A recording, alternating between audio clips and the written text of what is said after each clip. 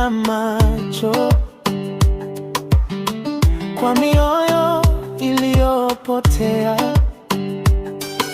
Leo tunarudi kwa unyenyekevu, machozi yakitushuka. Mwezi mtukufu wa Ramadhani, tufunge, tufanye ibada, tumrudie Mola wetu, atusamehe makosa yetu,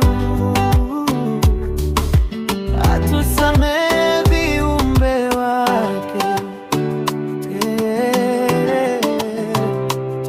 Amen. Tulikosea kwa ndimi na macho, kwa mioyo iliyopotea.